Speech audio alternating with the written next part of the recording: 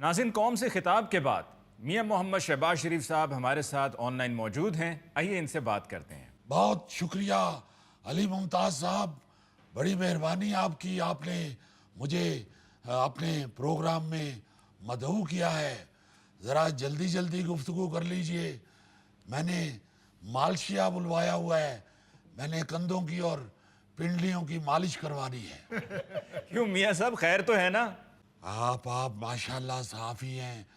आप तो इस राज से वाकिफ़ हैं कि इस वक्त पाकिस्तान का माशी बोझ आपके इस खादम ने अपने नातवा कंधों पे उठाया हुआ है।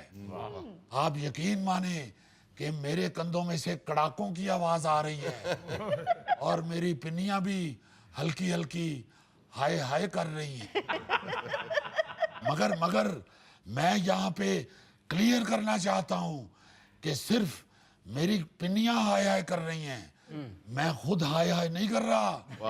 अल्लाह के फजल से मैं इतने ज्यादा बोझ के बावजूद दलेरी के साथ चल रहा हूँ और मेरी हालत इस वक्त ऐसी है जैसे कि आप ये देख लें कि मुजफ्फर ने अपने कंधों पे गोगा जी को उठाया हो।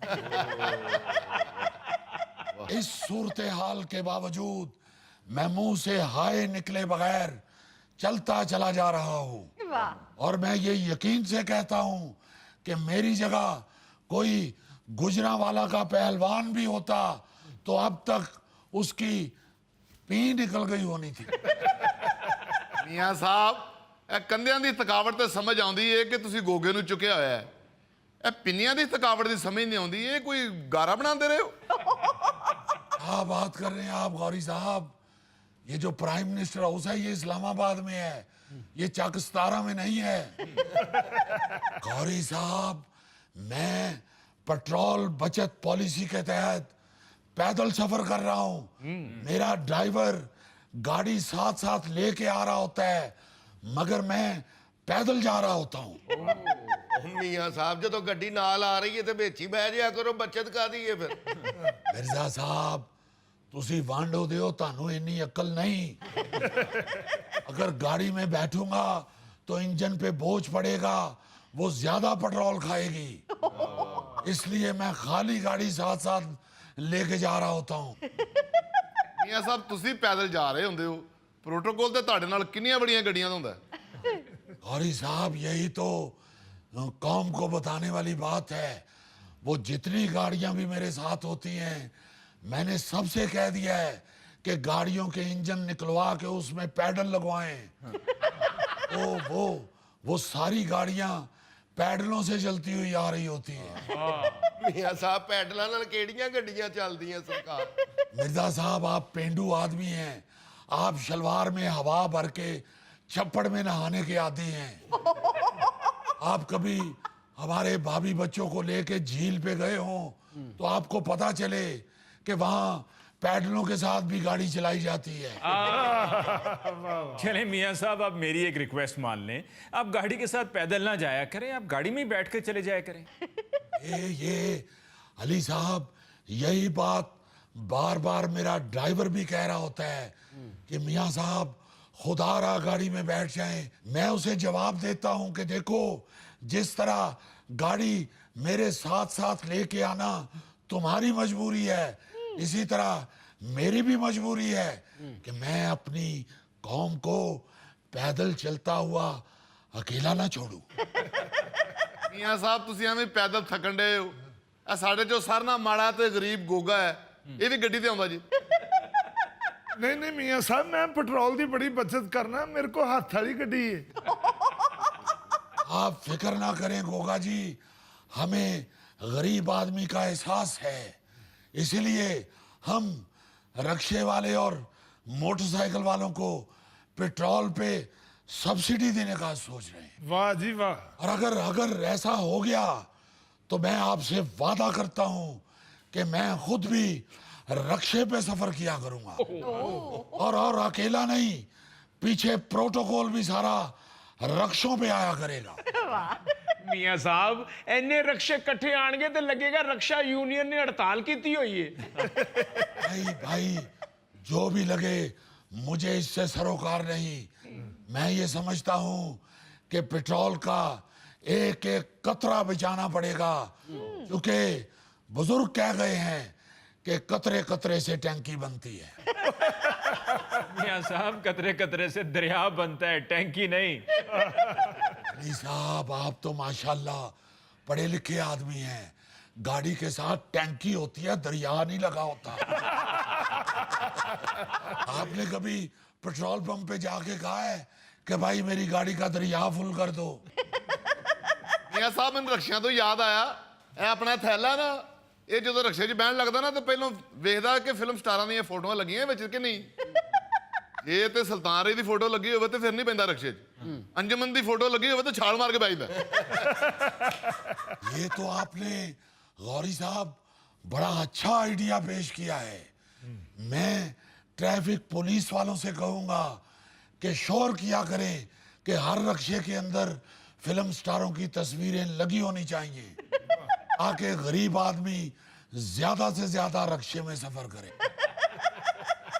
वाह वाह वाह वाह मियाँ साहब, आप तो वाकई गरीब आदमी के लिए बहुत परेशान हैं। आपको क्या बताऊं अली मुमताज साहब, कितना दबाव था मेरी माशी टीम की तरफ से मेरे कंधों पे कि मियाँ साहब बस कर दें, खुदा के लिए अब कीमतों का बोझ अवाम के कंधों पर मुंतकिल कर दें। वो कहते रहे, मैं यही कहता रहा, मैं नहीं मानता, मैं नहीं मानता, मैं नहीं मानता, मैं नहीं मानता कि पेट्रोल की कीमत बढ़ाते हुए, ये डीजल को महंगा कराते हुए, ये कीमत का बोझ अवाम के ऊपर हम डाल दें, मैं नहीं मानता। ਵਾਹ ਵਾਹ ਵਾਹ ਵਾਹ ਵਾਹ ਜੀਏ ਭੁੱਟੋ। अली मुमताज साहब, जी। इस पागल नूं ते उठाओ इथों। की करना यार गौरी, बोझ मेरे कंधे ते वे सब्सिडी मैं देन दिया, तू नारे पुठो ते लाण दे। ये पुठो नहीं दे रहा, मैं दे रहा वहां। आप ये तो देखें कि अगर मैं अपनी मुआशी टीम की ये प्रपोजल मान लेता तो आज आप ये देखें कि पेट्रोल 544 रुपए फी लीटर और डीजल 790 रुपए लीटर हो जाना था। अगर आप ये देखें कि इस वक्त तक हम अपनी जेब से 95 रुपए फी लीटर पेट्रोल की मद में और 203 रुपए लीटर डीजल की मद में अपनी जेब से दे रहे हैं। वाह। आपको अब तो समझ आ जानी चाहिए कि आपका ये खादम शुरू से ही ये ज्यादा जेबों वाली शर्ट क्यों पहनता है। मगर मियाँ साहब, आजकल तो आप सूट वूट ज्यादा पहनते हैं। अली मुमताज साहब, जब सब्सिडी देनी होती है तो मैं पैंट कोट बदल के यही शर्ट पहन लेता हूं। आप साफियों को वैसे ही आदत होती है हर बात से कीड़े निकालने की। हद हो गई है। मैं तो किसी वक्त सोचता हूं कि जिस साफी को ज्यादा कीड़े निकालने की आदत है उसको हर महीने अमरूदों की पेटी भिजवा दिया करो। कार बैग ये जो कीड़े कर लिया कर। मैंने तो इस सब्सिडी को जारी रखने के लिए 2-4 मुल्कों से बात करके कमेटी भी डाल दी है और पहली कमेटी अपने पास रख के इस सब्सिडी को बरकरार रखा हुआ है। और मैंने ये जो आपको मैं हर दूसरे दिन किसी दूसरे मुल्क के सरबराह से फोन पे बात करता हुआ नजर आता हूं, इसकी 2 ही वजूहात हैं। एक तो सफारतकारी, जिसकी तफसील मैं बाद में आपको बताऊंगा जी। और दूसरा ये कमेटी डालने की ऑफर। मैंने तो यूरोप वालों को भी कहा है कि तुसी भी पालो कमेटी, तानू शुरू दे नाम ही जो दे देंगे। कुछ लोग तो मान गए हैं। एक ने तो बीच में से ये भी कह दिया कि मियाँ साहब हम डाल लेते हैं कमेटी, मगर पहली कमेटी मुझे चाहिए। मेरे बड़े मुंडे दा ब्याह है। मैंने उसे साफ इनकार कर दिया। मैंने कहा भाई पहली कमेटी के लिए ही तो हम ये सारी तगोदो कर रहे हैं, हमें आपसे ज्यादा जरूरत है। आपको तो बड़े मुंडे के शादी के लिए पैसे चाहिए, मुझे अपने गरीब के लिए पैसे चाहिए। अच्छा मियाँ साहब, अब आप इतने मजलूम भी ना बने। बहरहाल आपका इकदाम काबिल तहसीन है, क्योंकि बहुत से ममालिक में इस मौशी बहरान की वजह से सारा बोझ अवाम पर मुंतकिल कर दिया गया है और कीमतें डबल हो गई हैं, जबकि आप अब तक इसको काफी हद तक रोक के बैठे हुए हैं। जी हाँ, मैं आपको कैसे बताऊं कि मैंने कितनी जद्दोजहद करके इस महंगाई के सैलाब के आगे डका लगाया है। जी। बिल्कुल ऐसे ही जैसे सड़क से नीचे हो जाने वाले घर के लोग अपने दरवाजे के आगे 2-2 ईंटों की लाइन लगा के डका लगाते हैं। वो इस वजह से कई दफा दहलीज पार करते हुए ठेडे भी लगते हैं, मगर कम से कम पानी के आगे डका लगा रहता है। मगर मैं यहाँ ये भी कहना चाहता हूँ कि हमारी ये तमाम कोशिशें उसी वक्त कामयाब होंगी जब आवाम भी अपनी बेजा ख्वाहिशात और फजूल खर्ची के आगे डका लगाएगी। जी। मैं इस हवाले से पूरी कौम से ये गुजारिश करूंगा कि आप लोग बचत पॉलिसी में हिस्सा लें। मैं आपके दानिश्वरों से भी कहूंगा कि अपनी अपनी बेगमात से कहें कि खुदा के लिए अब अपने अम्मी अब्बू को ऑनलाइन ही मिल लिया करें। अब आप लोगों को अपनी बेगमात के साथ ससुराल जाने की कोई जरूरत नहीं है। खुदा के लिए अपनी अपनी बेगमात के आगे दलेरी से स्टैंड लें। उनसे कहें कि जब मैं कई महीनों से अपने बहन भाइयों को नहीं मिला तो फिर तुम क्यों मेके जाने की जिद कर रही हो। और जिस तादाद के साथ हमारी ये खवातीन मेके जाती हैं, मैं ये समझता हूँ कि अगर हमारी कौम की ये बहनें बेटियां सिर्फ मेके जाना छोड़ दें तो कई हजार बैरल पेट्रोल की बचत हो सकती है।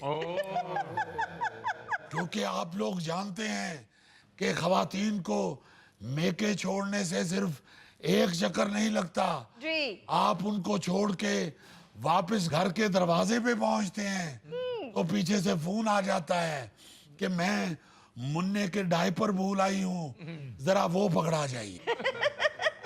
आप डायपर पकड़ा के वापस घर पहुंचते हैं तो फिर फोन आ जाता है कि गुड़िया रोने लग गई है, वो आपसे उदास हो गई है, जरा एक चक्कर लगाएं ताकि गुड़िया चुप कर जाए। आप अल्लाह अल्लाह करके गुड़िया को चुप करवा के घर पहुंचते हैं तो फिर फोन आ जाता है कि सुने वो मैंने अपनी बहन को गिफ्ट करने के लिए नया सूट बनवाया था, वो अलमारी में पड़ा हुआ है, नीचे वाले खाने से निकाल के वो मुझे दे जाएं। तो मेरे दोस्तों, कहने का मतलब ये है कि आप लोग जब तक अपने घर से ससुराल का रास्ता आबनाए हुरमस नहीं बनाएंगे, मेरा मतलब है बंद नहीं करेंगे, पेट्रोल की बचत हरगिज नहीं हो सकती। ਮੀਆਂ ਸਾਹਿਬ ਅਸੀਂ ਸਾਰੇ ਤੇ ਸਸੁਰਾਲ ਦਾ ਰਸਤਾ ਬੰਦ ਕਰ ਦਿਆਂਗੇ। ਅਲੀ ਮੁਮਤਾਜ਼ ਸਾਹਿਬ ਨੇ ਨਹੀਂ ਜੇ ਕਰਨਾ। मियाँ साहब, मेरी तरफ से इस प्रपोजल पे साफ इनकार है। कोई बात नहीं अली मुमताज साहब, मैं जानता हूँ आपको ससुराल के इतने चक्कर नहीं लगाने पड़ते, क्योंकि आप जब हमारी भाभी को लेके वहां जाते हैं तो फिर उनके